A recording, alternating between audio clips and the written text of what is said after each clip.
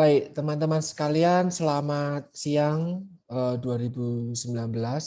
Terima kasih atas kesediaannya untuk mengikuti kegiatan hari ini.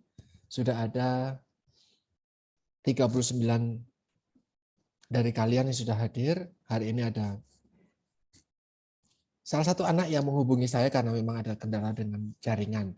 Silahkan nanti bisa mengikuti kembali dengan uploadan dari YouTube yang akan saya lakukan setelah ini selesai kuliahnya. Hari ini kita masuk ke pertemuan keempat tentang materi mengenai penyuluhan gizi. Nah, ini salah satu kegiatan di dalam edukasi gizi, ya, kegiatan penyuluhan gizi. Kita coba akan diskusi apa sih yang harus dilakukan, mulai dari persiapan, nanti ke pelaksanaannya, sampai ke evaluasi. Oke. Nah, ini terkait dengan kegiatan penyuluhan gizi, apa sih yang perlu teman-teman pahami lebih lanjut? Ya, ini adalah ringkasan ya dari materi kita siang hari ini tentang kegiatan penyuluhan gizi. Itu merupakan bagian integral. Bagian integral artinya bagian yang tidak bisa dipisahkan. Bagian utama yang tidak bisa dipisahkan dari kegiatan program gizi dan kesehatan. Jadi mau program gizi levelnya misalnya provinsi, nasional, bahkan mungkin sampai ke daerah yang melibatkan teman-teman di posyandu, di puskesmas, gitu ya. Penyuluhan gizi itu merupakan bagian utama. Pasti akan ada kegiatan penyuluhan gizi. Nanti tinggal bentuknya, apakah penyuluhan gizi mengenai vitamin A misalnya, mengenai stunting misalnya, mengenai kalau penyuluhan kesehatan nanti terkait dengan COVID misalnya, gitu. Pelaksanaan program gizi yang di masa pandemi misalnya, gitu. Itu akan selalu ada. Nah, kegiatan penyuluhan gizi tadi itu pasti diawali dengan perencanaan karena nanti kaitannya banyak. Kenapa harus direncanakan? Karena terkait dengan banyak pihak. Jadi harus direncanakan. Yang kedua ada anggaran. Anggaran ini biasanya kalau puskesmas itu nggak punya anggaran tersendiri gitu. Mereka bagian dari dinas kesehatan. Posyandu juga nggak punya anggaran tersendiri. Mereka bagian dari wilayah RW atau bahkan mungkin pengurus yang di atasnya gitu. Nah, atau mungkin kegiatan yang nasional. Semuanya butuh direncanakan sehingga ada anggaran yang bisa dialokasikan. Gitu. Jadi perlu dilakukan perencanaan gitu. Terus perencanaan inilah yang nanti juga akan dicek ketiganya. Ada 3 hal. Perencanaan, pelaksanaan, dan evaluasi. Ini tidak bisa dipisahkan nih. Gitu. Untuk melihat apakah kegiatan kita itu berhasil. Sebelum berhasil, apakah kegiatan itu kita bisa terlaksana? Yang kedua, kalau sudah terlaksana, apakah berhasil atau tidak? Berhasil dalam artian tujuan yang ingin dicapai itu pada akhirnya tercapai atau tidak. Tujuan tersebut dapat tercapai atau tidak. Itu maka tidak hanya evaluasi tapi juga harus di perencanaan. Ya, jadi 3 hal tadi, perencanaan, pelaksanaan, dan evaluasi itu saling terkait. Ya, yang direncanakan itu kemudian dilaksanakan, artinya apa yang dilaksanakan itu sudah harus sesuai dengan rencana. Kemudian apa yang dilakukan itu harus dievaluasi. Nah, jadi itu 3 hal yang saling terkait. Perencanaan tidak hanya bicara tentang merencanakan pelaksanaan, termasuk juga merencanakan evaluasi. Gitu. Jadi apa sih yang mau dievaluasi? Siapa yang mau mengevaluasi? Kapan mau dilakukan evaluasi? Dengan materi apa akan dievaluasi? Artinya instrumennya apa? Pertanyaannya apa? Gitu. Kalau pertanyaan ini jawabannya apa? Itu nanti dianggap betul atau tidak, tercapainya berapa misalnya. Itu sejak di perencanaan juga harus dilakukan. Gitu ya. Kemudian di dalam perencanaan ini penting, kenapa? Karena membutuhkan informasi dasar. Apa yang mau dikasih? Ya, materi apa yang mau diberikan. Nah, pemberian materi disesuaikan dengan kondisi di lapangan. Mereka masih mengalami masalah apa sih? Ups. Sinyal saya kurang begitu bagus. Nanti kalau misalnya suaranya kurang begitu terdengar, silahkan teman-teman bisa aktif menyampaikan ke saya. Sampai di titik mana saya suaranya off gitu ya, tolong disampaikan. Tadi saya sampaikan tentang perencanaan. Nah, ini merencanakan, di dalam perencanaan itu perlu merencanakan tentang kegiatan apa yang akan dilakukan. Kegiatan yang dilakukan harus sesuai dengan kondisi di lapangan. Masyarakat kita sedang masalah apa sih gitu. Kemudian di daerah mana, sasarannya siapa, butuh apa, apakah peralatan itu mereka punya atau tidak gitu. Sampai nanti topiknya apa aja, materinya apa saja. Nah, ini kemarin di dalam beberapa hari ini saya secara intens mendampingi teman-teman GISI 2019 di dalam pelaksanaan program kegiatan, salah satunya kegiatan penyuluhan ini, ya, edukasi GISI tentang anemia gitu. Ada Rahel, ada Mayang dan yang lain. Ya, sebelum saat itu saya tanya tentang mau bikin kegiatan apa? Oh, sudah ada tentang mau di stunting. Nah, anemia. Oke, kalau gitu mau ada materi ini nih. Kepada siapa yang mau dilakukannya? Oh, kepada salah satu semacam panti asuhan gitu. Oke, ke panti asuhan. Di panti asuhan itu ada siapa saja. Nah, jadi kan ada sasaran penyuluhan. Nah, di panti itu pernah melakukan kegiatan serupa atau belum? Nah, artinya pernah dilakukan kegiatan yang sama atau belum? Gitu. Kalau belum, maka bisa menjadi sebuah masalah. Atau masalah yang ada belum sempat atau belum pernah diselesaikan. Oh, di panti asuhan banyak remaja putri yang berisiko anemia misalnya gitu, sehingga masalahnya yang akan ditangani adalah masalah tentang anemia. Oke, masalah tentang anemia. Mau bikin apa? Oh, penyuluhannya tentang anemia, tentang tablet tambah darah, tentang makanan yang bergizi. Oke, itu adalah cara dasar-dasar penyuluhannya, materinya tentang itu. Nah, kalau mau dibuat materi itu, gimana kamu bisa melihat bahwa materi yang kamu berikan itu diterima dengan baik, bahkan berdampak dengan baik, menghasilkan impact yang baik, dampaknya bagus, ya dievaluasi. Bentuk evaluasinya seperti apa? Nah, ini agak sedikit bingung jadinya. Nah, maka membuat pre-post test. Ya, sebelum dilakukan edukasi, sebelum dilakukan penyuluhan kesehatan, mereka diberi pertanyaan. Nggak ngerti apa-apa, tiba-tiba disuruh menjawab, gitu ya. Nah, menjawab tentang apa itu anemia, apa itu berapa kadar hemoglobin sampai disebut anemia, atau bahkan berapa kadar hemoglobin yang untuk orang yang sehat misalnya gitu. Nggak ngerti apa-apa, dikasih materi, dikasih soal itu. Nah, mungkin pikiran kita ada dua. Yang pertama, tiga. Yang pertama, dia nggak bisa nggarap. Jadi nilainya jelek. Karena nggak ngerti ya. Yang kedua, dia bisa nggarap karena pernah dapat informasi itu di mata pelajaran ketika di sekolah. Ya, tentang biologi barangkali, tentang kesehatan, barangkali mereka sudah pernah mendapatkan informasi tersebut. Dapat informasi dari sosial media, dapat informasi dari pengalaman dia membaca dan yang lain. Sehingga nilainya banyak yang benar di awal, padahal belum dikasih apa-apa.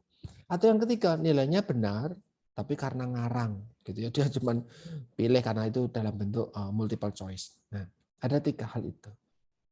Nanti setelah misalnya nilainya jelek gitu ya, kemudian diberikan edukasi gizi, diberikan penyuluhan gizi tentang anemia. Nah, dikasih tahulah anemia itu definisinya seperti ini, kadar hemoglobinnya itu sekian, sampai nanti makanan yang bergizi untuk mendukung pencegahan anemia itu ini gitu. Mereka akhirnya mendapat informasi itu. Nah, apakah informasi yang diberikan, apakah kegiatan penyuluhan yang diberikan itu memberikan manfaat atau tidak, maka diberikan evaluasi. Evaluasinya apa? Soal-soal yang sama seperti ketika dia awal membuat pretest tadi. Jadi soal pretest dengan soal post-test itu sama. Nah sekarang pertanyaan ulang. Berapa kadar hemoglobin yang dikatakan untuk orang yang sehat? Mereka bisa menjawab, oh tadi ada nih materi di penyuluhan tadi nih. Jawabannya kalau laki-laki di atas 13, perempuan di atas 12, misalnya gitu. Nah mereka bisa milih. Maka dengan evaluasi yang tadinya rata-rata nilai di pretest misalnya 6 atau 5 bahkan mungkin atau 4 gitu, setelah post-test jadi 8. Nah, itu artinya kita menentukan bahwa dia itu sudah lulus. Nah, apa penentuan dia lulus itulah yang disebut dengan standar penilaian. Nah, misalnya kita sampaikan bahwa kalau dia sudah bisa menjawab 6 soal dari 10 soal yang tersedia atau nilainya 6, maka dia disebut lulus gitu. Batas kelulusan 6, misalnya seperti itu. Ketika pretest dengan batas kelulusan 6 juga, nggak ada yang lulus ternyata. Setelah dilakukan pemberian materi, penyuluhan gizi, gitu ya, kemudian dilakukan post-test ulang, ya dengan soal yang sama, ternyata rata-ratanya menjadi 8 atau 9 gitu. Maka kita bisa sampaikan ada berapa orang nih yang lulus gitu. Ada berapa orang yang belum lulus. Nah, siapa misalnya atau kurang apa? Soal mana yang ternyata belum bisa dijawab dengan baik oleh mayoritas peserta. Kita bisa lakukan pendalaman lagi atau pemberian informasi ulang khusus ke materi yang ternyata banyak yang salah atau belum paham. Nah, itu tadi adalah standar penilaian. Siapa yang menilai, apa yang dinilai, berapa batas dianggap lulus gitu ya. Soalnya berapa, soalnya apa, itu di bagian evaluasi. Kegiatan ini perlu dilakukan untuk melihat bahwa berhasil atau enggak ya gitu. Evaluasi di sini bukan sekadar penutupan kepanitiaan atau penutupan kegiatan. Tadi ada masalah apa? Apa yang kurang lancar? Bukan soal itu, bukan hanya soal itu gitu. Lebih ke arah apakah materi penyuluhan gizi yang kita lakukan, kita berikan itu berhasil mereka terima atau tidak. Peserta ini bisa paham atau tidak. Intinya itu. Terkait dengan pelaksanaan apakah tadi ada hambatan, kekurangannya apa. Nah, itu juga bagian dari evaluasi tetapi sebagian kecil saja ya. Evaluasi di sini terkait dengan evaluasi hasil ya. Jadi ada evaluasi proses, ada evaluasi hasil. Gitu. Evaluasi proses ya tadi. Gimana tadi? Ada masalah enggak? Lancar? Oh, kurang. Oh, snacknya kurang 2. Kemudian dibelikan di depan rumah misalnya gitu. Atau oh tadi semuanya lancar, tetapi ada orang yang tidak bisa hadir gitu. Nah, itu monggo.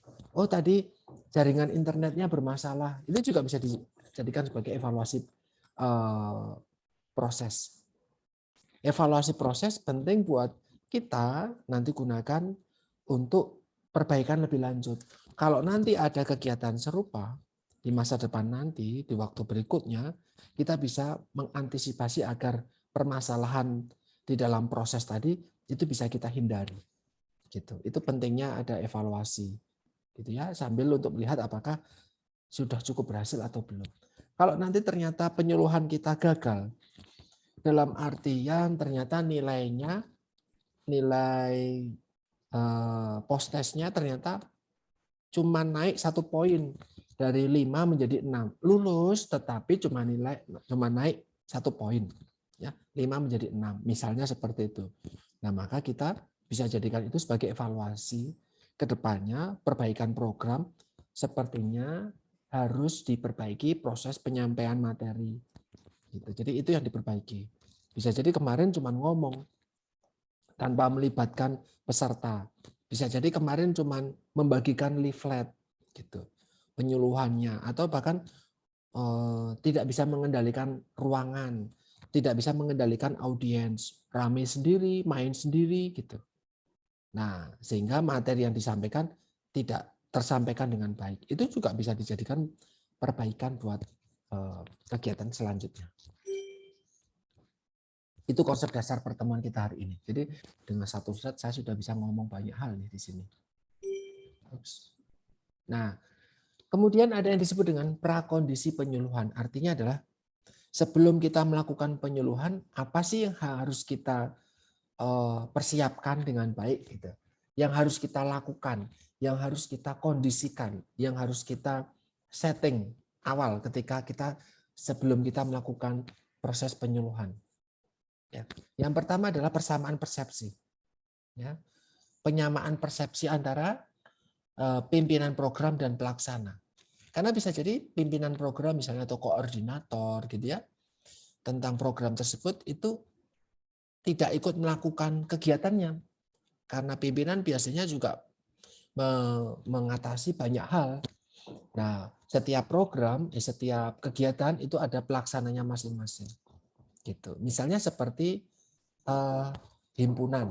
Nah, teman-teman di himpunan gizi punya pimpinan bidang, gitu ya. Nah, di setiap bidang ada setiap kegiatan, ada setiap program kerjanya masing-masing. Di setiap program kerja punya koordinator dan pelaksananya masing-masing. Nah, maka disamakan dulu nih antara pimpinan dengan pelaksana. Jadi biar nanti karena ini terkait dengan sesuatu yang direncanakan, terkait dengan kegiatan ada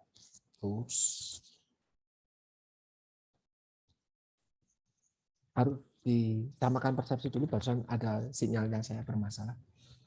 Harus disamakan dulu persepsinya dan pengertiannya. Jadi biar pimpinan juga tahu tentang program-program yang dilakukan terkait dengan penyuluhan gizi. Misalnya kalau di puskesmas itu nanti ada kepala bidang, kepala seksi gizi, seksi ibu dan ibu hamil misalnya gitu. Ya itu perlu tahu sama tenaga gizi yang turun ke lapangan.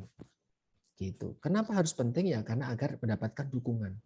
Gitu. Karena bisa jadi nanti ketika melakukan kegiatan tersebut justru hadirnya pimpinan atau sepengetahuan pimpinan itulah kegiatan bisa lancar ketika di masyarakat.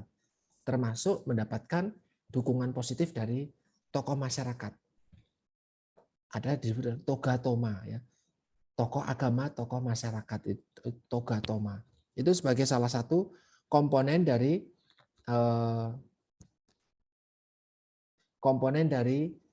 kegiatan penyuluhan gizi dan kesehatan, gitu ya. Penting karena seperti saya sampaikan sebelumnya, itu ketika toga toma ini dilibatkan, ketika mereka memahami kegiatan ini, mereka bisa mendukung dengan baik. Banyak masyarakat yang sangat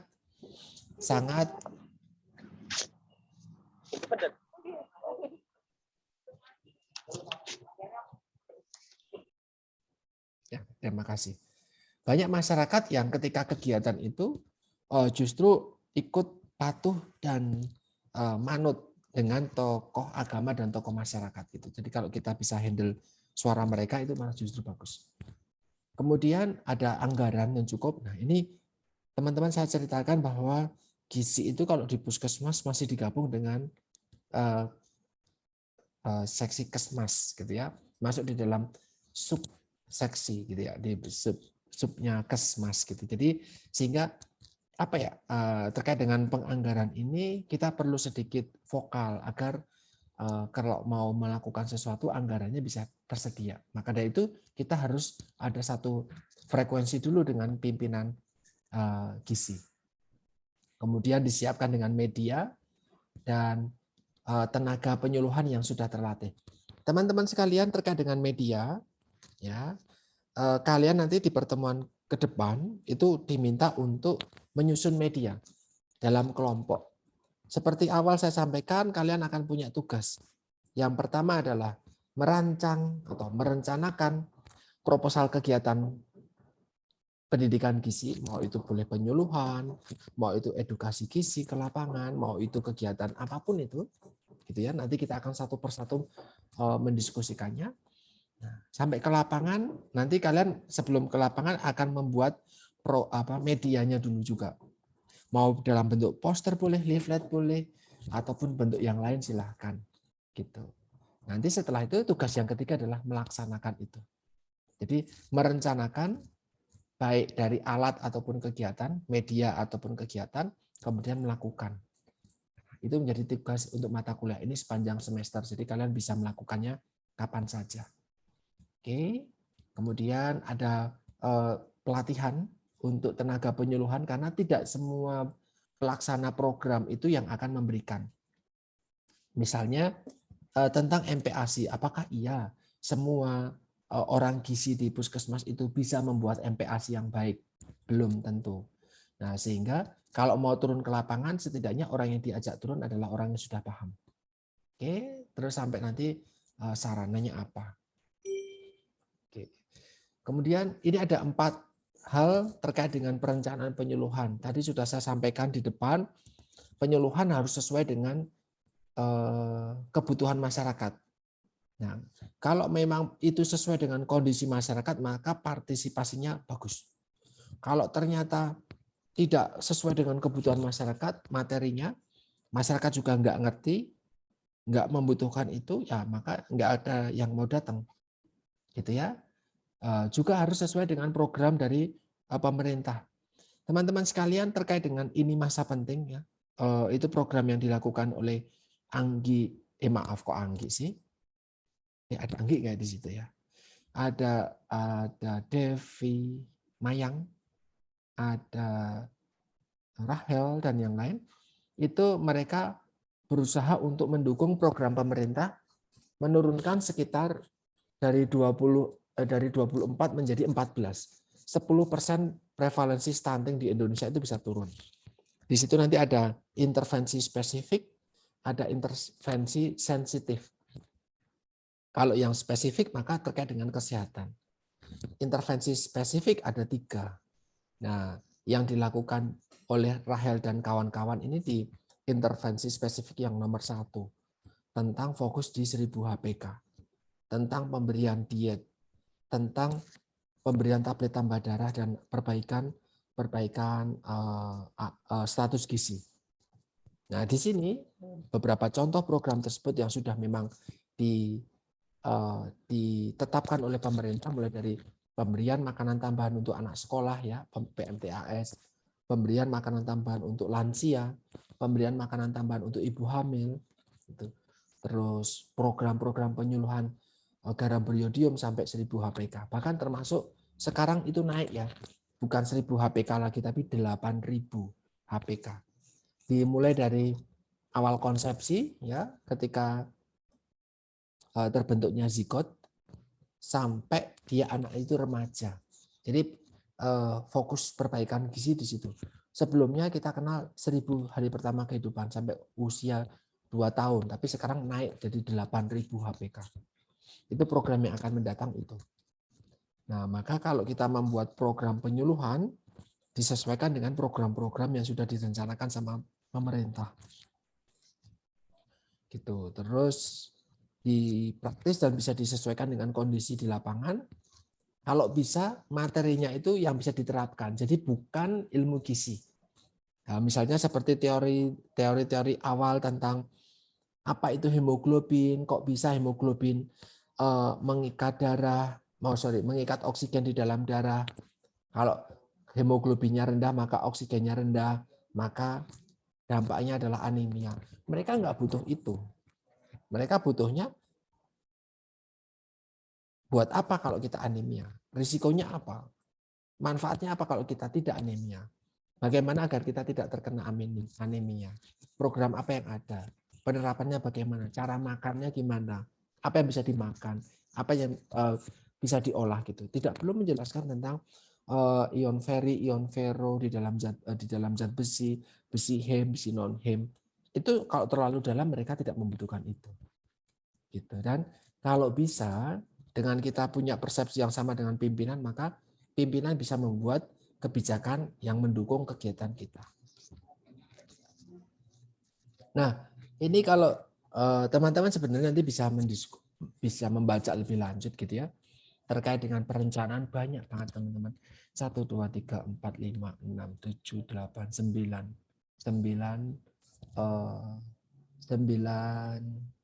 langkah Mulai dari mengenali masalahnya dulu. Di lapangan masalahnya apa? Mengenali masyarakatnya dulu, tipikalnya seperti apa. Kemarin seperti saya sampaikan ke Rahel dan teman-teman, mayoritas penghuni panti asuhan itu siapa? Laki-laki atau perempuan? Usianya berapa? Apakah bayi, anak, remaja, atau mungkin ada yang sudah mau kuliah, gitu SMA dan kuliah misalnya. Masalah di mereka apa? Kemudian wilayahnya, mereka tinggal di mana? Jaraknya mereka dengan kampus bagaimana? Aksesnya mereka terhadap fasilitas kesehatan bagaimana? Pernah mendapatkan kegiatan atau belum? Nah, itu perlu diketahui dulu. Kemudian dari berbagai macam masalah yang ada, kita bisa prioritaskan apa yang menjadi prioritas masalah terkait dengan kondisi di lapangan. Kemudian tujuannya mau apa? Gitu. Kemarin akhirnya ditentukan 3 tujuan. Meningkatkan pendidikan mereka tentang gizi, pemahaman mereka tentang gizi, meningkatkan keterampilan mereka, jadi lewat demo masak, jadi mereka jauh lebih terampil, ya, membuat mereka jauh lebih disiplin juga konsumsi tablet tambah darah. Itu tujuan kita melakukan penyuluhan. Ketika nanti materinya lain, ya tujuannya tentu lain. Siapa yang mau kita tuju? Sasarannya siapa? Anak kecil? Nah, kalau anak kecil kita ajak masak, ya tentu nggak nyambung. Maka sasarannya untuk edukasi, ya anak kecil iya, remaja juga iya, pengurus asrama atau pengurus panti asuhan juga bisa, misalnya itu bisa disampaikan. Terus isi materinya mau tentang apa aja mau dibuat gitu. Ini termasuk teman-teman ketika mau memberikan edukasi gizi di rumah sakit nanti, ya ketika dengan pasien itu juga perlu menentukan materinya apa, metodenya mau gimana. Oh, mau dibuat kelompok-kelompok kecil. Jadi dari 20 orang dibagi 5-5 gitu ya. 5-5 nanti di setiap 5 anak ada 1 mahasiswa gizi. Nanti FGD, Focus Group Discussion. Itu juga bisa dijadikan penyuluhan. Jadi metode-metode penyuluhan itu banyak. Bisa klasikal. Salah satu orang ngomong di depan, terus yang lain orang-orang peserta itu mendengarkan. Atau justru bisa dibuat kelas-kelas kecil, mikro. 4-5 orang, kelompok, ada 1 orang di dalamnya. 1 orang dari panitia atau mahasiswa misalnya. Nah, mereka memberikan penyuluhan. Dengan kelompok kecil itu maka meningkatkan partisipasi. Kalau kelompok besar kan jadi malu mau tanya. Mau tanya nggak bisa, nggak mau karena malu. Terus kalau mau dia suruh maju, diem misalnya gitu. Nah, daripada partisipasinya rendah, mendingan dibuat kelompok kecil. Kalau dibuat kelompok kecil, cuma 4 orang yang ngomong, 1 orang fasilitator, maka akan lebih aktif gitu. Nah, itu bisa disesuaikan metode mana yang mau dipakai, silakan. Menentukan alat bantunya apa. Bisa jadi nanti dengan lembar bolak-balik gitu, poster, leaflet, video barangkali itu juga bisa. Terus direncanakan evaluasinya, terus pelaksanaannya seperti apa. Nah, itu tadi evaluasi. Ya, maaf. Itu tadi adalah sesi perencanaan. Ups. Ya. Oke, sinyal saya barusan bermasalah lagi. Tadi adalah sesi perencanaan. Kemudian sesi berikutnya adalah sesi penyuluhan, pelaksanaannya. Nah, ini kalau bisa memang efektif dan efisien. Artinya timeline-nya jelas, rundown-nya jelas. Jam berapa mau dimulai? Oh, jam 8 keberangkatan, jam 9 dimulai misalnya. Jam 9 dimulai, sesi pertama berapa jam? 40 menit aja. Oke, 45 menit, kemudian 1 jam tanya jawab. Kemudian barangkali ada kesan-pesan dari peserta misalnya. Nah, itu efektif. Efisien ya penggunaan dana. Agar kalau bisa ya dengan dana yang ada bisa tetap terlaksana dengan baik. Nah, kegiatan penyuluhan ini kalau dilakukan oleh penyuluh yang profesional itu butuh seni, butuh ilmu. Kenapa? Karena bagaimana caranya kita yang pinter, ngerti, yang paham tentang gizi itu bisa disampaikan dengan cara yang baik. Karena nanti kalau di lapangan bisa jadi ya ibu hamil misalnya, ibu hamil. Misalnya kader posyandu, kader yang bawa anak, mikirin di rumah seperti apa, sambil megang handphone, scrolling dan yang lain. Nah, bagaimana cara kita untuk bisa meningkatkan kegiatan penyuluhan ini bisa lebih aktif? Nah, itu butuh seni juga. Apa yang harus dilakukan? Oh, kemarin ketika saya tanya Rahel, oh ada ice breaking Pak, oh ada kegiatan game seru-seruan. Oh ya silakan. Itu termasuk seni. Kalian sudah punya ilmunya, kalian sudah ngerti cara menyampaikannya. Gitu. Nah, di dalam menyampaikan, di dalam memberikan penyuluhan atau melakukan penyuluhan, ada banyak banget keterampilan yang harus dimiliki. Bagaimana sesi bertanya? Ya, keterampilan tentang bertanya. Selama ini bisa saja teman-teman itu tidak hanya memberikan informasi, tapi bisa saja kalian bertanya. Misalnya, bagaimana kabar? Gitu. Kemudian menanya apakah sudah paham atau belum. Mereview misalnya. Tadi kalau tentang materi ini, kira-kira jawabannya apa ya? Jadi gantian kita yang tanya sama dia. Kita yang tanya sama-sama peserta, apakah pemahaman peserta itu sudah bagus atau belum. Itu punya keterampilan. Yang berikutnya adalah pemberian penguatan. Misalnya kita tekankan kembali, kita ulang lagi tentang poin-poin yang menurut kita itu memang penting sehingga peserta itu bisa ingat, bisa lebih paham ya tentang penguatan. Kemudian tentang keterampilan yang bervariasi, memberikan variasi. Misalnya seperti variasi ini digunakan untuk meminimalkan rasa jenuh atau bosan ketika kegiatan itu monoton sifatnya. Gitu. Jadi teman-teman bisa menggunakan games atau apapun itu agar iklim belajar mengajarnya itu kan walaupun itu bukan kuliah sekolah gitu ya, tapi kan pemberian edukasi itu iklim belajar mengajarnya bisa tetap baik. Bagaimana agar tidak membosankan, bagaimana biar kita bisa melibatkan partisipasi mereka gitu, dilibatkan mereka biar mereka tuh jadi enggak capek gitu. Bisa paham, lebih paham kalau mereka dilibatkan misalnya disuruh ikut maju, disuruh ikut menyebutkan daripada kita yang datang, mereka bisa menyebutkan gitu. Nah, itu dikelola itu. Oh sudah, waktunya tinggal 5 menit lagi nih tapi materinya masih banyak, atau ternyata waktunya masih banyak tapi materinya sudah habis. Nah, ini mau diisi dengan apa ya? Itu keterampilan-keterampilan yang penting buat penyuluh yang profesional ketika melakukan kegiatan penyuluhan kesehatan. Ini di sini kemudian setelah dilakukan proses penyuluhan, proses kegiatan, kemudian dilakukan evaluasi. Apa langkah evaluasi? Pertama kita kumpulkan informasinya dulu. Itu toh. Misalnya untuk saya ambil contoh lagi ini kegiatan yang mau dilakukan sama Rahel karena nanti malam Rahel dan Mayang itu akan presentasi di depan kampus-kampus di seluruh Indonesia yang mau mengusulkan hibah kegiatan tersebut. Nah, maka untuk evaluasi kegiatan ini masa penting ya, edukasi ke salah satu panti asuhan di Yogyakarta. Maka dikumpulkan dulu evaluasinya. Dikumpulkan dulu dikumpulkan dulu informasinya. Gitu. Harus dikaji siapa yang mau ikut, berapa yang ikut, hasilnya bagaimana tadi, gitu ya. Terus sudah dilakukan post test, hasilnya bagaimana, terus sisa apa, barangkali ada yang belum berangkat gitu atau yang lain, dikumpulkan informasinya. Kemudian dipelajari lagi tujuan kegiatannya. Tadi saya sampaikan tujuannya ada 3. Meningkatkan pengetahuan gizi tentang anemia, tambah darah, makanan yang bergizi, gitu ya. Edukasi, jadi pendidikan gizinya meningkat, pengetahuan gizinya meningkat.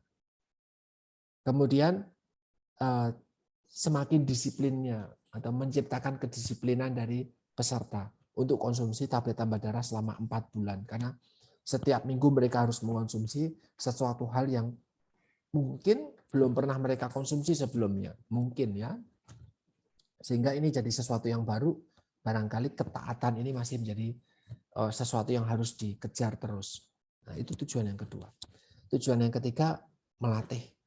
Ya, maka kalau dilatih, ya keterampilannya meningkat. Itu kita pelajari program itu. Tujuan program tersebut. Kemudian apa sih batasannya, kriterianya? Kalau kita mau bilang pengetahuannya sudah tercapai, pengetahuannya sudah cukup, pengetahuannya sudah meningkat. Kriterianya apa? Kalau tadi saya sampaikan, bisa menjawab 6 dari 10 aja sudah bagus kok. Gitu. 6 dari 10 sudah bagus. Misalnya, kalau kalian mau dipasang lebih tinggi lagi, ya silakan.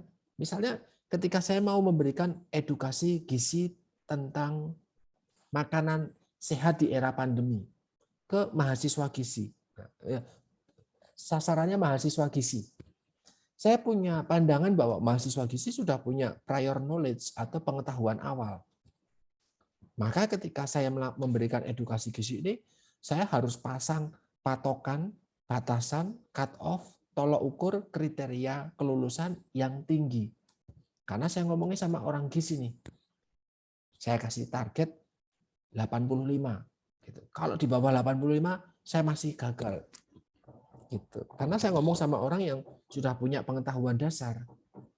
Berbeda dengan besok rencana di panti asuhan tersebut, mereka belum pernah dapat informasi gizi. Maka saya tanya sama Rahel, coba cari informasi. Apakah mereka pernah mendapatkan edukasi gizi atau belum?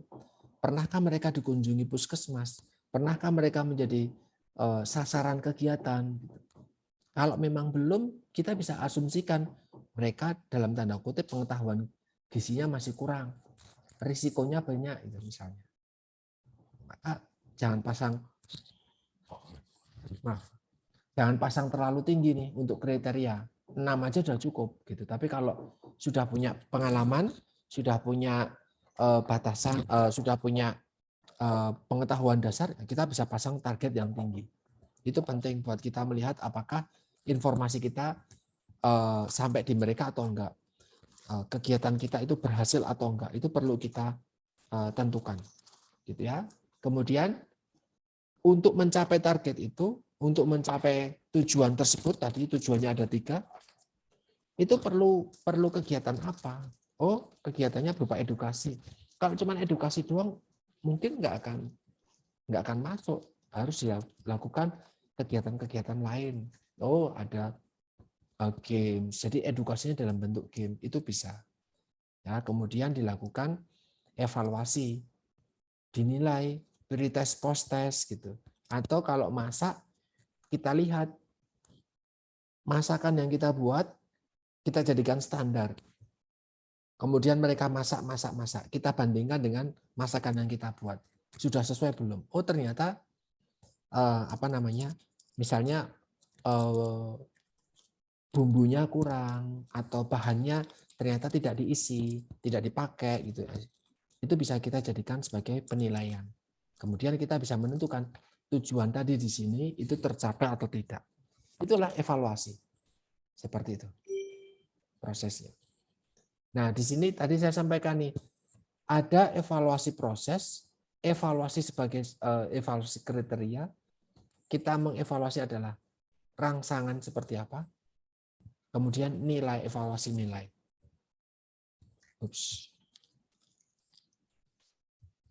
Evaluasi proses misalnya apakah proses yang dilakukan itu sudah berdasarkan catatan atau belum. Jadi disampaikan berdasarkan catatan, pendapat tentang pelaksanaannya seperti apa. Silahkan Rahel sebagai ketua, kamu bisa menyampaikan evaluasi tadi proses pelaksanaannya bagaimana. Dari kacamatamu, apakah lancar atau apakah ada yang kurang? Ya, jadi itu yang bisa disampaikan. Evaluasi juga bisa dijadikan sebagai kriteria. Nah, misalnya tercapai tidak tujuannya, gitu. Apakah tujuannya itu hanya bisa seminggu dalam pertemuan tersebut saja pengetahuan? Kan dilakukan pretest nih. Jam 8 kegiatan. 8 kurang 10 pretest selama 10 menit. Jam sekarang 13 lebih 40 kegiatan selesai. Ada 10 menit lagi post test. Nah, Harusnya kegiatan barusan selesai itu ketika mereka proses mereka paham, harusnya. Ya, jangka pendek. Tapi kalau ternyata kita mau melihat kedisiplinan, nah karena kita tujuannya kedua adalah kedisiplinan, maka harapannya ini bisa lebih permanen atau waktu tertentu 4 bulan misalnya. Nah, apakah dalam 4 bulan ke depan pengetahuan masyarakat, pengetahuan gizi tentang kegiatan ini, tentang materi ini masih bertahan atau enggak nih? Jangan-jangan materinya paham setelah kegiatan aja, tapi besok lupa. Ya, sama seperti teman-teman mahasiswa yang lain ya, bukan kalian. Kuliahnya apa, kuliahnya kapan, nanti ketika ujian lupa semua. Nah, itu karena ternyata tujuannya tidak bersifat permanen. Cuman ingat saat itu doang, saat berikutnya lupa. Itu bisa. Evaluasi juga bisa dijadikan sebagai rangsangan atau stimulus. Harapannya nanti setelah ini ada kegiatan lanjutan. Gitu. Kemarin ngomong sama Rahel, setelah 4 bulan ngapain ya? Ada lanjutan lagi. Mereka punya program enggak? Bisa jadi ini justru hanya sebagai stimulus saja untuk program-program selanjutnya yang akan dilakukan oleh orang tersebut atau dengan pihak lain. Gitu. Jadi kita cuma memberikan pencetus awal saja kegiatan itu. Juga sebagai nilai, penilaian terhadap tujuan apakah sudah tercapai, seberapa besar tujuan kita tercapainya, kita masih punya berapa poin yang belum bisa dicapai. Itu terkait dengan nilai. Nah, apa yang perlu dievaluasi? Banyak teman-teman. Saya tidak perlu membacakannya ke kalian, kalian bisa melihat. Evaluasi formatif ya lebih ke arah tadi sudah tercapai atau belum, bagaimana kondisinya, pelaksanaannya seperti apa. Gitu. Proses juga sama saja. Mulai dari apakah tempatnya cukup, bagus atau enggak, tenaganya bagaimana, kurang berapa orang, pendukungnya seperti apa, fasilitas apa yang perlu direncanakan. Gitu. Sampai nanti dievaluasi dampak, memberikan dampak apa, hasilnya bagaimana. Gitu ya. Kalau sumatif, maksudnya gini, kalau penilaian sumatif, evaluasi sumatif. Rahel dan Mayang serta teman-teman itu punya kegiatan selama 4 bulan. Ya, 4 bulan. 4 bulan kegiatan, setiap 1 bulan itu diukur, misalnya gitu, dievaluasi. Nah, ini penting biar nanti di bulan berikutnya mereka bisa menghindari kalau memang ada permasalahan di tahap pertama. Kalau memang misalnya belum berhasil, nah itu bisa diperbaiki. Jadi untuk apakah kegiatan kemarin itu efektif atau enggak. Jadi bertahap. Nanti di bulan kedua ada evaluasi lagi nih. Nanti bulan ketiga evaluasi lagi, bulan keempat evaluasi lagi. Jadi itu namanya sumatif, dibagi. Ya, sekian periode waktu tertentu dievaluasi, periode berikutnya evaluasi. Tidak sampai akhir baru satu doang evaluasinya di akhir, enggak, tapi bertahap. Gitu. Tujuannya apa? Tadi saya sudah sampaikan, biar sarana prasarana itu bisa dioptimalkan. Apa yang mau dipakai, apa yang mau dibawa, apa yang mau dibuat. Gitu. Termasuk nanti kalau ternyata perencanaan kita ini gitu. Sekian anggarannya. Terus dilakukan, kemudian ke depan oh kemarin masih ada kurang ini. Oke, maka dilakukan evaluasi.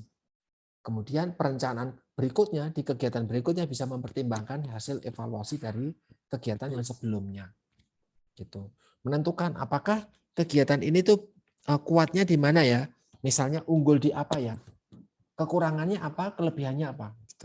Oh kalau kegiatan kemarin ini dilakukannya secara daring, kekuatannya ya relatif hemat ya. Kita nggak perlu ke lokasi, nggak nyediain snack, misalnya. Tapi kelemahannya adalah jaringannya lemot. Suara yang kita sampaikan ternyata nggak nyampe di sana. Mereka ternyata nggak, laptopnya cuma satu, HP-nya yang lain belum memfasilitasi itu. Nah, itu bisa menjadi sebuah kelemahan program kalau kita melakukan secara daring. Gitu. Nah itu sebagai evaluasi di masa depan, termasuk menentukan strategi. Kalau begitu kita mau kayak gimana ya biar nggak ada masalah. Kalau minimal masalahnya seperti apa. Sampai ke sponsor. Misalnya kita berhasil menyelenggarakan program tertentu berdaya guna, gitu ya, mendapatkan hasil yang baik, gitu tujuannya juga baik. Tapi kita mau melakukan kegiatan itu lagi di tempat lain atau tempat yang sama tetapi di waktu mendatang. Butuh dukungan dana ke sponsor. Kita bisa sampaikan ke sponsor bahwa kegiatan kemarin dilakukan, diikuti oleh sekian, hasilnya sekian. Bahkan dipandang baik dari pemerintah. Maka orang-orang sponsor pasti tertarik untuk ikut. Gitu ya, termasuk untuk memotivasi juga dari panitia untuk melakukan program kegiatan lebih lanjut. Bahwa kita sudah berhasil nih. Kegiatan kalian berhasil, selamat, terus mereka akan termotivasi untuk oke, kita bikin lagi di tempat lain. Atau mungkin dengan skala yang lebih besar lagi. Nah, siapa yang melakukan evaluasi? Banyak. Mau dari pihak dalam atau pihak luar instansi tersebut.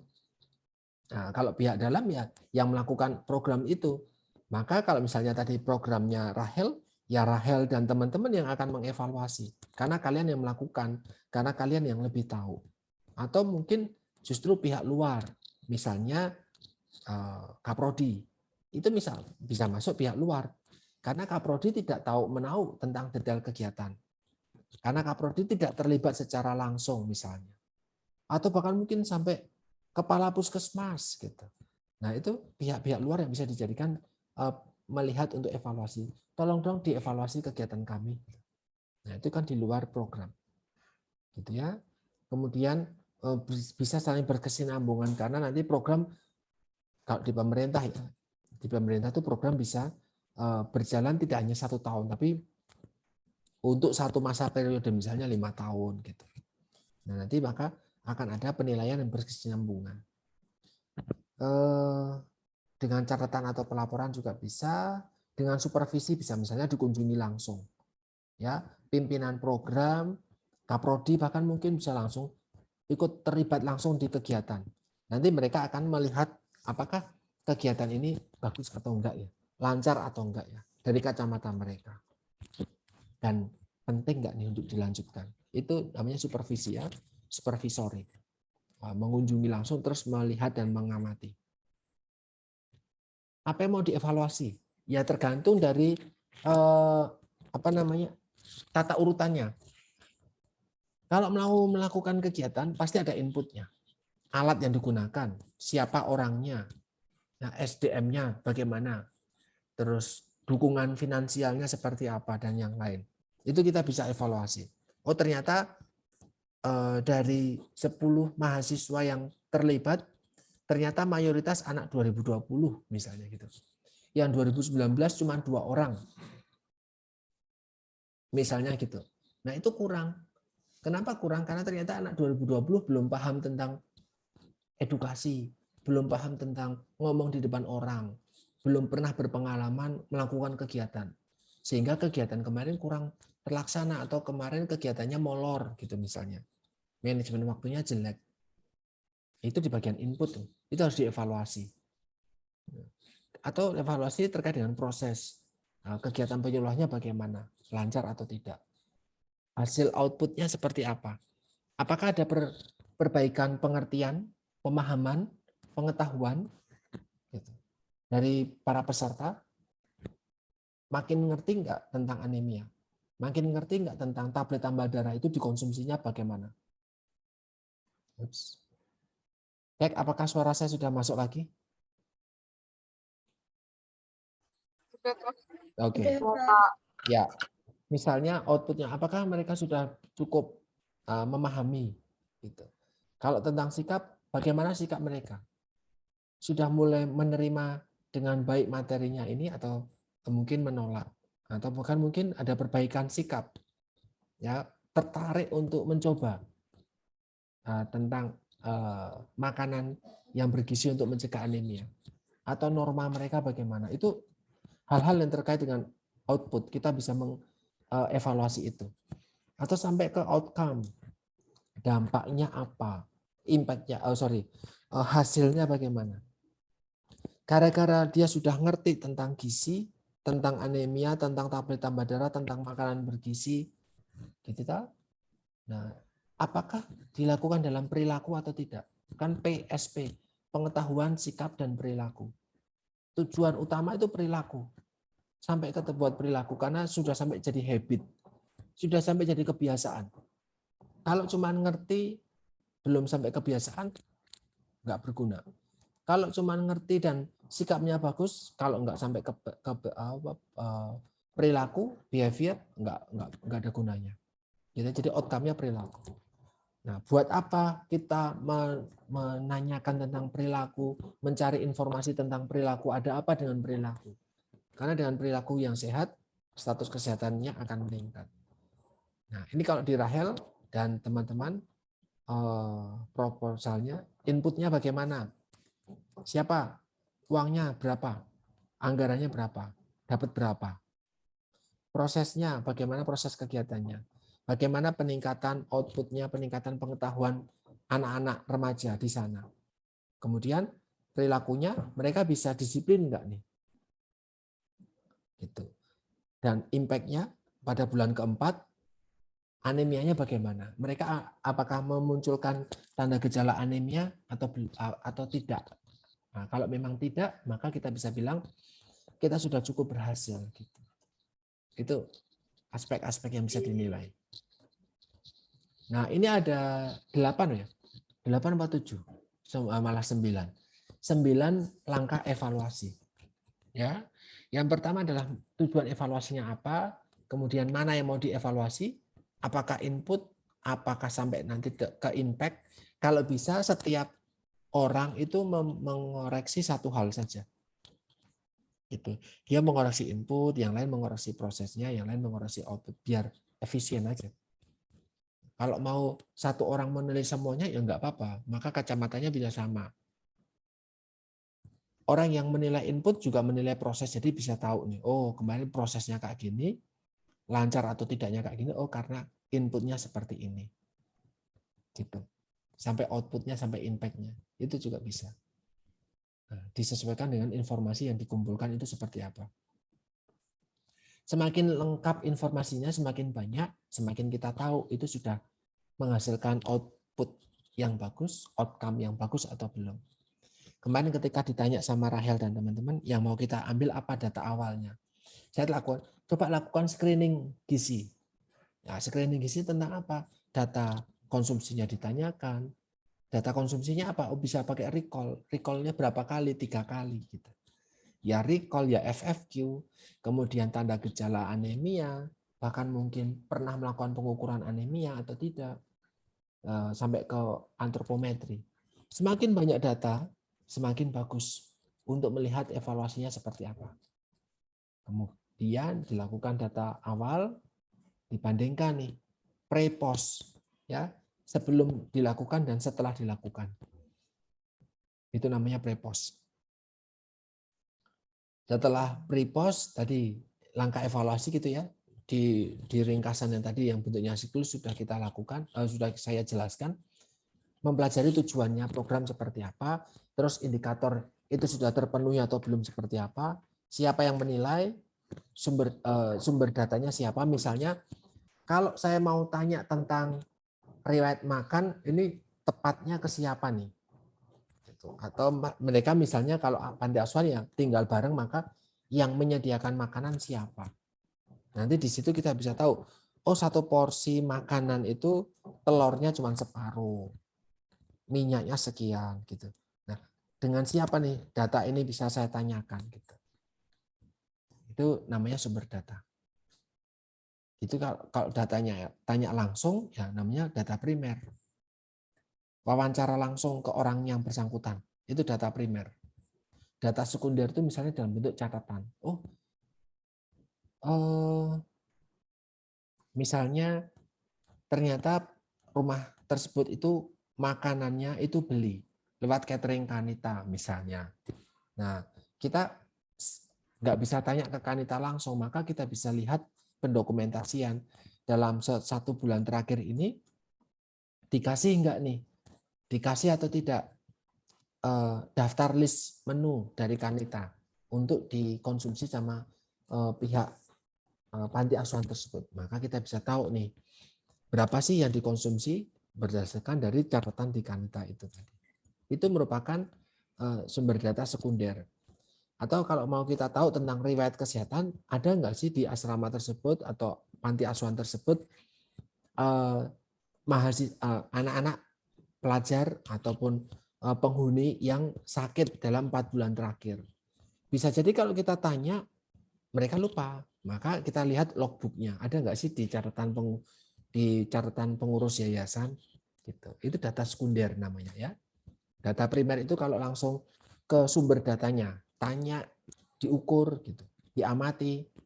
Kalau sekunder itu lebih ke arah catatan-catatan, buku atau laporan-laporan. Ya, itu data sekunder. Kemudian datanya dikumpulkan dan dikelola, kemudian diberikan umpan balik atau feedback untuk tahu ini sebenarnya berhasil atau enggak, tahu program edukasi gizi kayak gitu. Gitu ya. Yang saya ingin sampaikan itu, saya pernah menyampaikan ke kalian, ke teman-teman sekalian, bahwa dulu salah satu guru saya, ya Prof. Sulkan, guru besar di Undip, FK Undip, itu menyampaikan bahwa kalau kamu anak-anak himpunan, kalau di Undip namanya HMIG, kalau kamu mahasiswa HMIG mau bikin program mengentaskan atau menyelesaikan masalah gizi, apa masalah gizi yang mau kamu selesaikan? Itu kalau pemberian intervensinya atau pelaksanaan kegiatannya hanya berupa edukasi saja, tidak akan berhasil. Kenapa? Ya kalau edukasi saja, pengetahuannya saja yang meningkat. Bisa saja jarak dekat, jangka pendek. Nah, apalagi cuman memberikan penyuluhan secara umum. Itu sudah sejak era Soeharto sudah dilakukan penyuluhan gitu. Sampai sekarang masih tetap ada. Nah, bisa jadi tidak berhasil karena nggak efektif gitu. Maka dikreasikanlah materi-materi pemberian pendidikan gizi ini dengan sesuatu dibungkus kegiatan yang menarik. Misalnya dibikin kuis gitu. Dikasih hadiah misalnya gitu. Lewat menggunakan teknologi gitu. Kalau dulu ketika awal-awal pandemi, teman-teman tentu mungkin sampai sekarang ya, masih sering ikut ada kuis setelah kegiatan kuliah, ada kuis menggunakan Kahoot gitu. Seru nih. Wah. Dulu ketika teman-teman pakai Kahoot awal-awal, seneng banget. Interaktif gitu. Jadi merasa dirinya dilibatkan, nggak cuma sebagai pendengar gitu. Nah, merasa dilibatkan itu akan membuat lebih aktif. Yang kemudian medianya apa? Kalau medianya berupa leaflet, nggak begitu menarik, apalagi isinya cuma kertas, gitu. Kertas dengan tulisan semua tanpa ada gambar, ada keterangan atau apapun itu. Terus media yang digunakan PPT. Nah, kemarin saya tanyakan ke Rahel lagi nih, saya ambil contoh Rahel lagi. PowerPoint-nya terlalu panjang dan Rahel cenderung membaca PowerPoint itu. Nah, orang akan bosen. Mendingan isinya cuma poin-poin dikit-dikit, tapi kita sebagai pemateri bisa menyampaikan banyak hal. Maka kalau kita menguasai betul materi tersebut, kita bisa bilang banyak hal. Kita bisa bilang pengalaman kita sebelumnya, kita bisa cerita tentang kegiatan-kegiatan di tempat lain barangkali, kita bisa tanya jawab sesuatu yang relevan. Kalau hanya ngomong menyampaikan penjelasan saja, ya tentu akan membosankan. Gitu. Yang membuat menarik ketika setelah media yang sesuai, media yang bagus, maka terkait dengan misalnya bentuk kegiatannya mau seperti apa. Mau dibuat ada ice breaking, ada dibentuk dalam game, sehingga pemberian edukasinya nggak cuma satu arah. Saya seperti saat ini, saya cuma ngomong. Gitu. Lebih bagus kalau bisa melibatkan lagi. Nah, coba diberikan tanya. Misalnya, kamu Iro sudah pernah melakukan penyuluhan atau belum? Misalnya gitu. Atau sudah ngerti tentang cuci tangan pakai sabun yang benar itu ada berapa langkah, langkahnya apa aja gitu. Itu bisa meningkatkan partisipasi mahasiswa lagi. Bisa meningkatkan partisipasi peserta sehingga mereka jauh lebih lebih nyampe nih pengetahuan yang mau diberikan. Nanti sikapnya lebih membaik. Gitu. Untuk sampai ke arah perbaikan perilaku kan, pengetahuan sikap perilaku. Itu nggak cukup 1 kali pertemuan. Maka kalau cuma penyuluhan doang nggak akan berhasil. Harus sampai ada pendampingan. Nah, maka saya meminta Rahel jangan cuma 1 pertemuan, ada pendampingan. Pendampingan ya setiap minggu. Karena harus minum tablet tambah darah setiap minggu. Jadi diingatkan mereka. Kalau mereka sudah menjalani dengan baik, kita kasih reward. Itu untuk meningkatkan engagement, untuk meningkatkan partisipasi dan keaktifan mereka. Sehingga kalau mereka aktif, mereka terlibat langsung, mereka menikmati proses, ilmu yang disampaikan pasti nyampe. Gitu ya. Itu alasan kenapa penyuluhan kesehatan, edukasi kesehatan sebenarnya bukan cara yang ideal. Ketika diberikan atau ketika dilakukan secara konvensional. Kalian cuma sudah kumpul nih. Misalnya saya orang puskesmas. Kalian semua ini adalah ibu-ibu. Ada Greg doang, bapaknya, namanya istrinya yang baru melahirkan misalnya datang. Bapak dan ibu-ibu sekalian, nah gitu. Saya dari puskesmas Gunung Kidul, misalnya gitu. Saya di sini mewakili puskesmas mau bikin kegiatan tentang penyuluhan jentik manis, ya, pemantauan jentik nyamuk gitu di penampungan bak air Bapak Ibu sekalian di rumah. Sepanjang 1 jam, 2 jam, saya cuma ngobrol aja, cuma baca slide doang. Gitu. Ya kalian tentu pasti tidak bisa fokus gitu ya, capek gitu, tidak pernah dilibatkan, nggak ada contoh-contoh. Gitu. Nah, maka nggak nyampe. Apalagi setelah itu terus pulang ya sudah. Nah, nggak akan nyampe. Mereka nggak. Tadi ngomong apa tuh? Ya ngomong tentang jentik manis, ngomongin tentang pemantauan jentik nyamuk gitu. Oh ya, wes sudah, nggak ada apa-apa lagi. Tapi kalau ternyata seperti di Pringmulung ini ya, yang saya tahu para kader itu ternyata setelah diberikan edukasi, mereka diberikan pendampingan, terus disuruh menjadi perpanjangan tangan dari pihak puskesmas. Jadi nanti setiap RT itu ada 3 orang misalnya yang jadi juru jumantik, juru pemantauan jentik. Nah gitu, itu ada tuh namanya jumantik, juru pemantauan jentik nyamuk.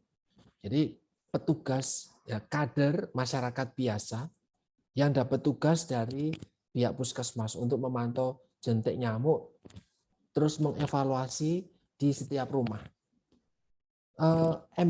Pakai ember atau pakai tong atau pakai bak mandi gitu. Oh pakainya ember. Oh kalau pakai ember aman karena setiap hari habis. Airnya pasti ganti. Nyamuk belum sempat bertelur. Oh pakai tong. Nah kita lihat tongnya terbuka atau ada tutupnya. Gitu. Oh terbuka. Wah berarti bisa jadi kena nyamuk nih. Kapan tongnya dibersihkan gitu. Oh tongnya tertutup kok. Oh ya sudah, coba kita lihat. Oh, kalau tong itu kan cara membersihkannya gampang, tinggal dituang, nah, dibersihkan. Oh pakainya adalah bak mandi. Nah bak mandinya ada lubang pengeluarannya ada atau enggak? Dibersihkan atau enggak? Ada tutupnya atau enggak? Kalau bak mandi biasanya enggak ada tutupnya. Jarang bak mandi ada tutupnya. Yang ada tutupnya tong. Nah, tempat mandi yang pakai tong. Nah, itu maka Bu Mantik ini keliling nih. Nanti kalau ketika dipantau ternyata ada jentik-jentik nyamuk, nah dikasih abate. Gratis nih dari puskesmas, dari dukuh atau dari desa gitu. Atau bahkan mungkin sampai beli. Ada yang cuma beli 2.000 nanti dituangkan. Terus diingatkan kader mengingatkan nanti jangan lupa 3M ya, mengubur, menimbun, sama satu lagi apa? Menyimpan, menutup. Nah, gitu. Nah, itu kegiatan yang dilakukan. Dengan dari program itu dari puskesmas. Tapi pelaksanaannya itu kader. Nah, kader dapat apa? Kader dapat bayaran. Misalnya dikasih 100.000 atau 200.000, tapi 1 bulan ini ya, gitu. Setiap 3 hari sekali memantau, gitu. Silakan. Nah, karena keluar uang ya harus direncanakan dengan baik. biar anggarannya pas gitu dan yang lain. Itu contoh real yang ada di lapangan. Teman-teman sekalian, saya membuka sesi pertanyaan, barangkali ada yang ingin ditanyakan terkait dengan proses pelaksanaan penyuluhan gizi. Monggo. Barangkali 19 ada yang ingin bertanya, silakan.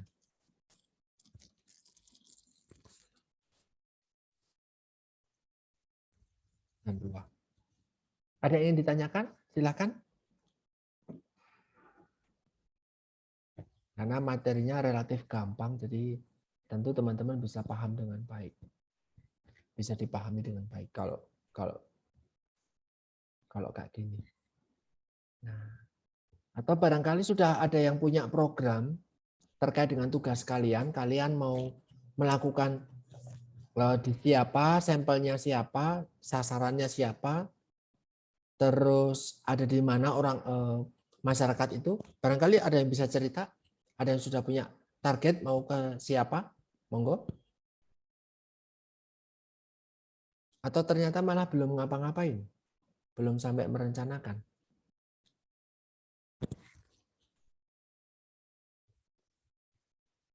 Gimana? Boleh berceritakah?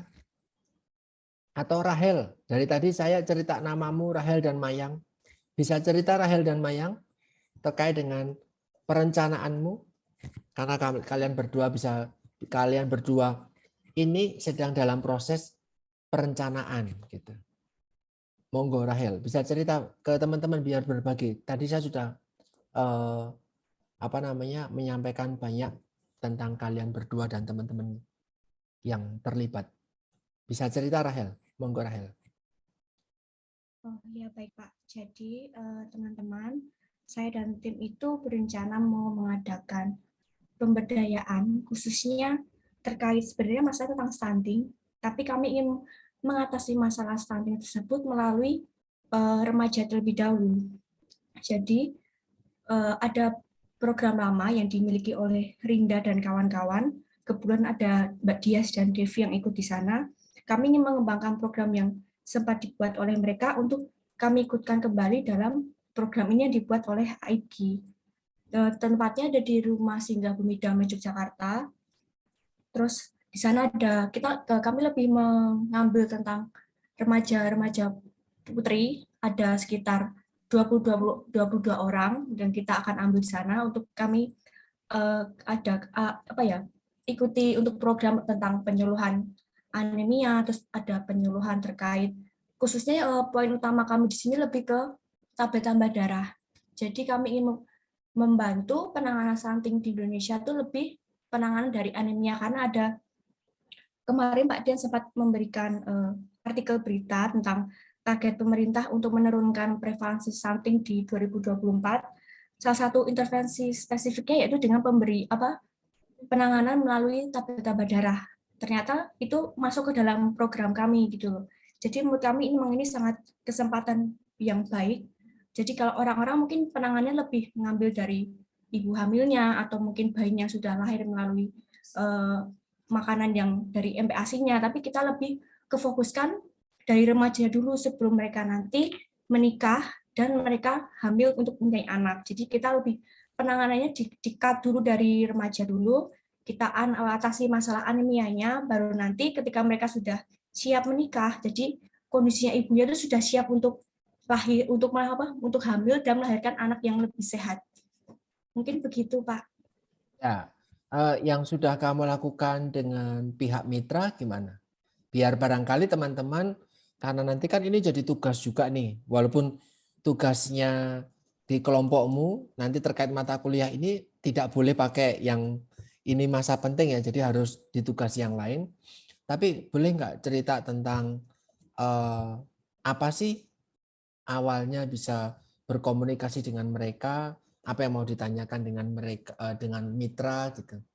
Jadi biar teman-teman yang belum punya pandangan bisa memulai komunikasi dengan sekolah, dengan panti asuhan, dengan posyandu, dengan pihak-pihak manapun kalau mereka mau melakukan hal serupa terkait dengan tugas gitu. Baik Pak, kalau terkait mitra, saya kan sebelumnya mendapat informasi terkait rumah singgah tersebut kan dari Rinda dan teman-teman. Ternyata memang di sana ketika kemarin sore saya mendatangi sana, di tempat tersebut belum pernah ada sosialisasi terkait anemia. Menurut saya memang ini sangat kesempatan yang bagus. Walaupun ada, saya tanyai untuk satu remaja SMA kelas 2, katanya dia sempat sering mendapatkan tablet damar darah, tapi kalau dikonfirmasi ke Kak Hana selaku pengurus, kebanyakan mereka itu malah belum mendapatkan tablet tambah darah secara rutin, karena mereka lebih berfokuskan untuk ya pihaknya untuk membiayai pendidikannya saja atau enggak untuk makanan sehari-hari saja itu juga udah yang minim banget dananya. Apalagi kalau untuk harus peduli tentang tablet tambah darah, mereka sepertinya kesulitan sekali. Nah, jadi kami ingin membantu mereka dari remaja-remaja di sana yang sepertinya belum mendapatkan penanganan terkait anemia. Jadi kita ingin membantu, kita datang ke sana, terus menanya informasi-informasi terkait kondisi di sana, terus kakaknya pun menceritakan sendiri terkait kondisi di rumah singgah tersebut dengan detail. Jadi itu membuat kami, dengan kami melakukan pemberdayaan sana itu membuat seperti kesempatan yang bagus untuk membantu kondisi di sana yang masih bisa dikatakan memprihatinkan untuk segi kesehatan, walaupun untuk segi pendidikan ini sangat bagus karena memang mereka poin utamanya itu lebih mementingkan pendidikan terlebih dahulu. Begitu Pak. Biasanya kan kalau panti asuhan kan banyak yang tidak sekolah cuma masuk ya udah, tapi kalau di sana kalau anak-anak masuk sana ya wajib pendidikan sampai SMA. Setelah SMA mereka terserah mau gimana karena mereka sudah disediakan tabungan dari mereka mulai masuk itu sudah disediakan tabungan sehingga nanti mereka sudah selesai SMA mereka punya plan buat kuliah walaupun mereka memilih kerja pun dari pihak sana juga tetap memaksakan mau tidak mau harus kuliah karena mereka benar-benar mementingkan pendidikan begitu Pak. Oke, nah ini yang tadi disampaikan di bagian perencanaan itu perlu mengetahui masalah latar belakang di mitra. Oh ternyata mitra ini atau seorang yang mau kita ajak koordinasi atau lembaga atau kelompok masyarakat yang mau kita ajak diskusi itu atau kegiatan tertentu, mereka masih mengalami permasalahan. Gitu. Orang-orang remaja harusnya tidak ada yang anemia. Kalau remaja anemia, apalagi remaja putri anemia, mereka berisiko mengalami anemia ketika mereka hamil nanti. Ibu hamil yang anemia berisiko melahirkan anak stunting. Nah, kita ditarget sama pemerintah untuk bisa menurunkan angka stunting yang targetnya luar biasa tinggi banget. Gitu. Maka dari itu, daripada berfokus pada ibu yang sudah hamil atau anak yang sudah terlahir dengan stunting, maka fokusnya jauh lebih dini lagi di kelompok remaja sebelum mereka menikah, diintervensi sejak remaja. Nah, harusnya remaja tidak ada yang anemia, tapi ternyata dari berbagai macam dari kunjungan ke sana ternyata tidak banyak peserta atau tidak banyak warga binaan di situ itu sudah pernah mendapatkan edukasi ataupun konsumsi tablet tambah darah. Sehingga kita bisa bilang mereka berisiko anemia. Mereka berisiko anemia tapi tidak pernah mendapatkan bantuan. Satu, tidak pernah melakukan konsumsi tablet tambah darah misalnya. Yang dua, atau tiga misalnya nggak ngerti harus ngapain misalnya gitu. Nah maka ini orang-orang yang dalam tanda kutip membutuhkan bantuan. Bantuannya adalah pemberian edukasi, pelaksanaan program, bantuan-bantuan tersebut yang harus dilakukan. Nah ini yang teman-teman harus kaji lebih dahulu biar sesuai kondisi dengan apa yang akan kalian lakukan.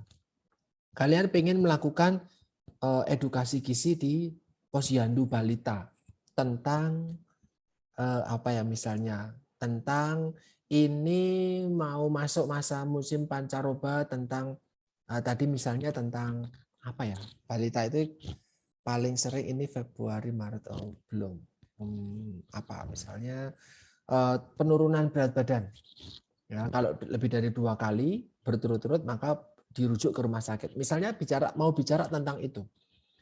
Nah permasalahannya adalah bayi-bayi di sana sehat-sehat semua. bayi di sana makmur-makmur semua karena mungkin itu kompleks menengah ke atas gitu ya, kompleks wilayah menengah ke atas. Bayi-bayi di situ bagus semua. Bahkan apa namanya? Kelebihan gizi bahkan mungkin gitu ya, warna kuning yang bagian atas gitu. Kalau lihat di tabel di KIA, buku KIA. Itu maka penyuluhan tentang penurunan berat badan 2 kali itu tidak relevan sama mereka, walaupun itu materi yang penting tapi nggak relevan, nggak sesuai gitu. Nah, maka harus tanya dulu nih kondisi di lapangan seperti apa. Gitu harus menjalin komunikasi dulu, kondisinya seperti apa, dibutuhkan atau tidak kehadiran kalian. Kalau memang dibutuhkan dalam hal apa yang bisa kita bantu. Syukur-syukur kita bisa koordinasi kerjasama dengan pihak luar. Jadi bukan cuma kita. Misalnya kita bekerja sama dengan puskesmas gitu untuk menyediakan tenaga kesehatannya. Ada dokter yang kita ajak, ada orang gizi yang kita ajak. Kita hanya sebagai IO, ya, memfasilitasi kegiatan itu juga boleh. Gitu. Maka itu terkait dengan pelaksanaan. Semoga apa yang dilakukan oleh Rahel, Mayang, Dias, dan teman-teman yang lain yang terlibat di situ, ada Mei, ada Viani, dan teman-teman yang lain, saya maaf tidak bisa hafal satu persatu, bisa menjadi pengalaman yang bagus dalam merencanakan. Ya, pertama dalam merencanakan. Dan nanti malam mereka akan mempertanggungjawabkan proposalnya di depan Prof. Hardin dan yang lain untuk bisa mendapatkan pembiayaan. Gitu. Syukur-syukur bisa lolos. Nanti kalau ternyata sudah lolos, mereka bisa belajar menerapkan pendidikan gizi itu seperti apa sih. Gitu. Ternyata di lapangan itu banyak orang yang memang betul-betul membutuhkan edukasi gizi. Karena mereka nggak ngerti apa-apa soal gizi misalnya. Atau mereka tahu tapi ternyata yang diketahui salah, keliru, tidak tepat, kemakan hoax, kemakan mitos dan yang lain. Atau mereka sudah tahu tapi ternyata prakteknya tidak sesuai karena ternyata kondisi tidak mendukung. Gitu. Jadi hadirnya kita bisa membantu menyelesaikan masalah di mitra. Itu terima kasih Rahel, yang bisa saya sampaikan hanya itu. Adakah teman-teman di sini yang mau bertanya barangkali? Monggo. Pak, saya Ya. mau bertanya. Siapa ini? Alia, Pak. Alia, silakan Alia. Nah, kelompok saya itu udah menentukan masalahnya gitu kan, Pak. Oke. Terus kita tuh kepingin melakukan penyuluhan di antara 2 wilayah, pengen kalau nggak di Kulon Progo, Gunung Kidul gitu kan, Pak. Oke. Nah, tapi kita nggak ada channel, Pak, di sana. Terus habis itu kalau semisal kita udah menentukan masalah, terus kita survei gitu, Pak. Tapi masalahnya itu nggak bukan nggak ada ya, kayak apa? Gimana ngomongnya? Kayak ada Kayak apa? Sorry nggak kedengeran. Jadi kita udah nyiapin matang-matang penyuluhannya mau. Jadi kita plannya itu mau yang plan A itu anemia, penyuluhan tentang anemia gitu kan, Pak. Yang plan B-nya itu PMT. Nah, kalau untuk yang anemia itu semisal di SMA gitu itu harus semua laki-laki perempuannya ikut penyuluhan atau perempuannya saja. Terus kalau ditolak tapi ternyata di sana ada masalah lain, sedangkan kita udah nyiapkan matang-matang gitu, kita harus langsung merubahnya gitu berarti, Pak. Itu karena kamu lompat tadi. Pertama adalah sebelum menentukan topiknya, gitu ya, kamu lihat dulu, kamu kaji dulu di tempat itu ada masalah apa. Itu mau di SMA, sudah tahu nggak sampelnya SMA mana atau posyandu mana? Gitu sudah tahu belum Alia? Belum, Mbak. Belum. Lah kok kamu tadi menentukan di GK atau di Kulon Progo? Itu dapat Iya, itu baru kita nentuin wilayah tempat penyuluhannya aja gitu loh, Pak. Oh, Berarti, gitu. Nah, ini yang salah. Ini yang kita salah harus menurut saya. Menurut saya ini langkah yang keliru, Alia. Kita jangan menentukan wilayah, oh saya mau ke Sleman aja deh gitu. Nah, Slemannya mana gitu? Ya pokoknya Sleman. Ke mana? Ya nggak tahu, kita cari. Nah, jangan kayak gitu. Mendingan ke yang tempat sekitar kamu tinggal aja atau teman-teman tinggal.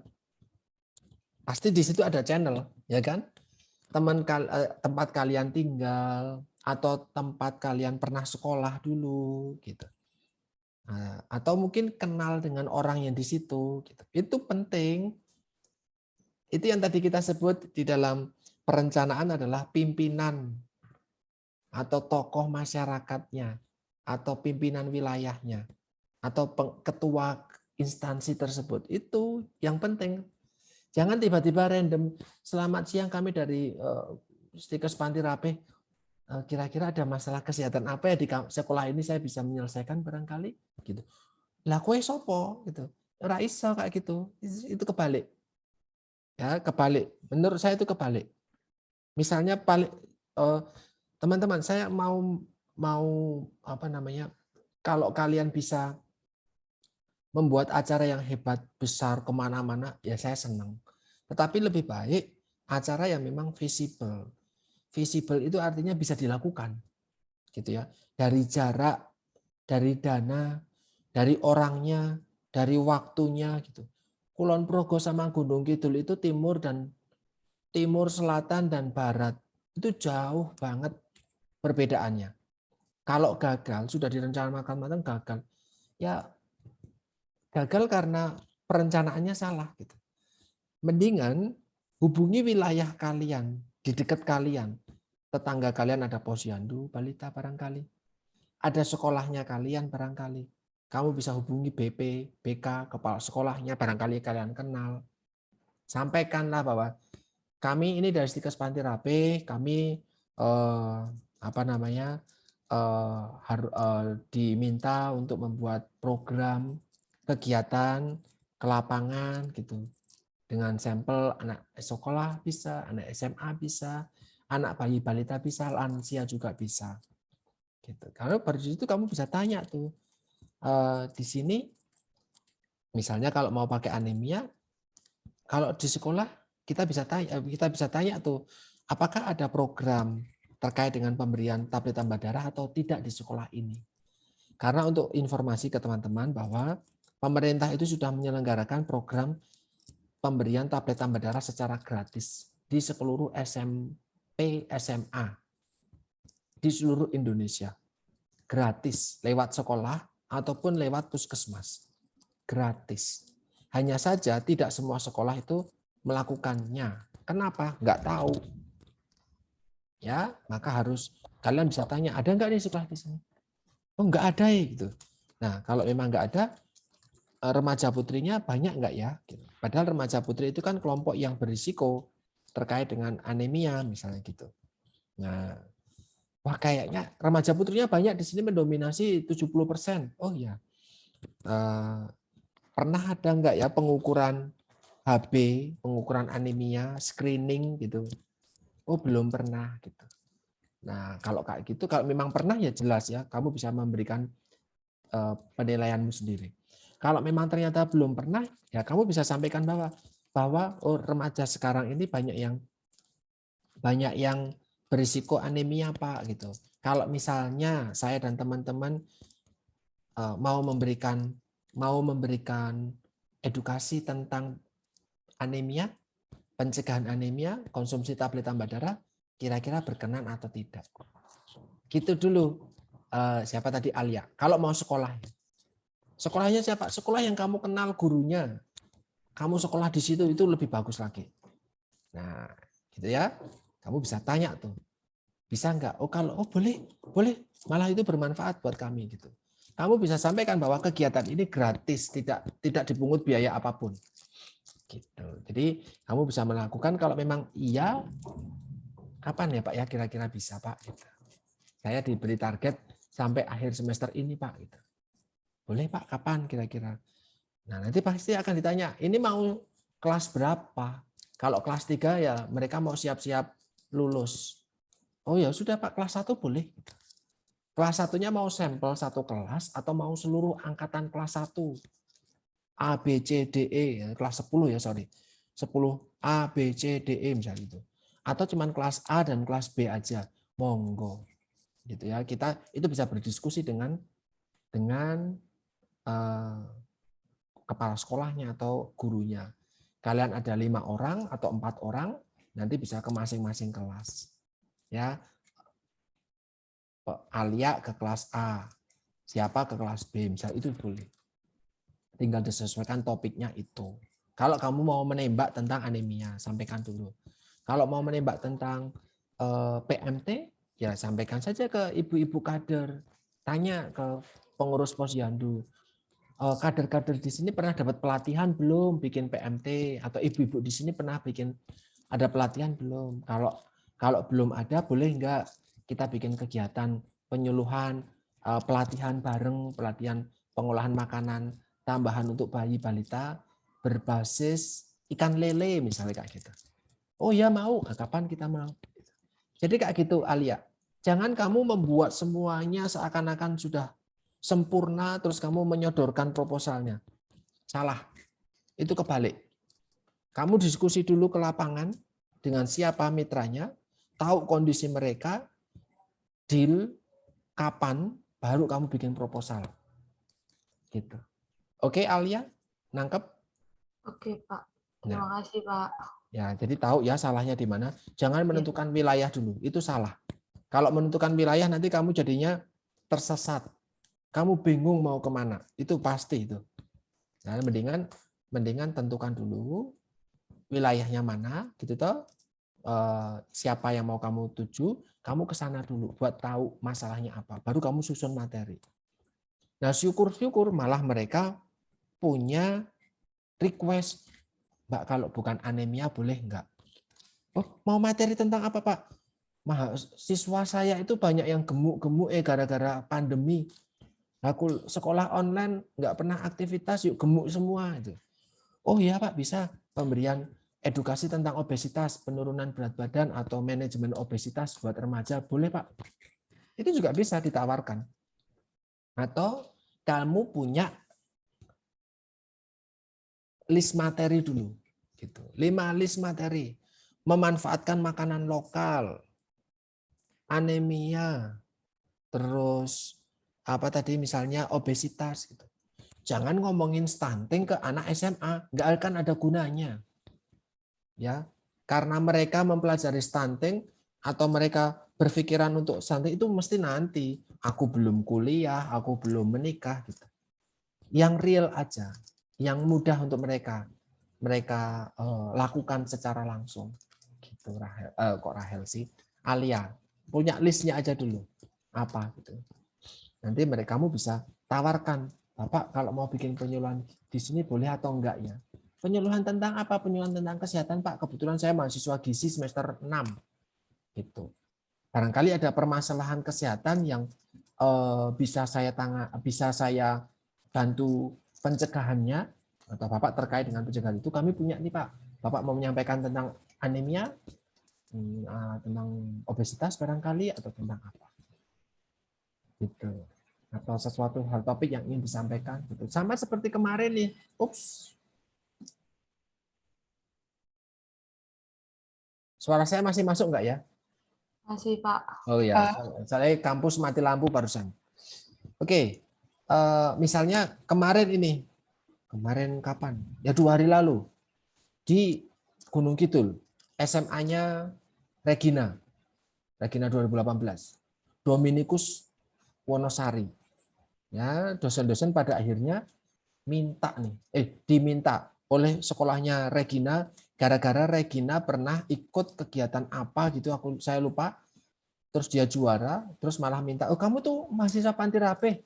Kalau gitu dosen-dosen Panti Rapih suruh bikin kegiatan saja di sini biar anak-anak sini itu bisa ikut kayak kamu suksesnya gitu. Akhirnya kami bikin 3 rangkaian kegiatan nih ke depan. Jadi berdasarkan kebutuhan di masyarakat dulu. Apa mereka butuhnya? Apa kondisi di mereka? Baru kita masuk untuk memberikan penyelesaian atau memberikan solusi. Gitu, Alia, bisa dipahami? Bisa Pak Dian, terima kasih Pak. Oke, sami-sami. Good. Ada lagi barangkali, monggo. 2:30. Ada lagi, teman-teman? Kalau sudah nangkep, sudah paham, semoga apa yang diceritakan sama Rahel, apa yang ditanyakan oleh Alia, dan jawaban serta respon dari saya bisa membantu teman-teman untuk makin paham apa yang harus kalian lakukan. Kalian di mata kuliah ini, di mata kuliah saya, pendidikan gizi, asuhan gizi, ataupun isu, tidak ada yang kerja sendiri. Semuanya kerja kelompok. Kenapa? Inilah waktunya kalian berkelompok. Karena kegiatan berkelompok, maka jangan ada yang tidak bekerja. Semuanya harus bekerja. Apapun kontribusinya, gitu ya. Kalian punya keterampilan masing-masing untuk mengelola itu. Baik, kalau kayak gitu saya cukupkan hari ini, saya cukupkan sekarang. Terima kasih teman-teman untuk mengikuti sampai 2:30 hari ini. Terima kasih sudah berkenan menunggu saya. Terima kasih juga sudah berkenan menyesuaikan jadwalnya dengan rapat-rapat saya dan kegiatan saya di tempat lain. Semoga sehat-sehat terus sampai ketemu di waktu mendatang. Matur nuwun, selamat sore, berkah dalam. Terima kasih Pak Dian. Selamat sore Bapak. Berkah dalam Pak. Selamat sore, Pak. Selamat sore, berkah Pak.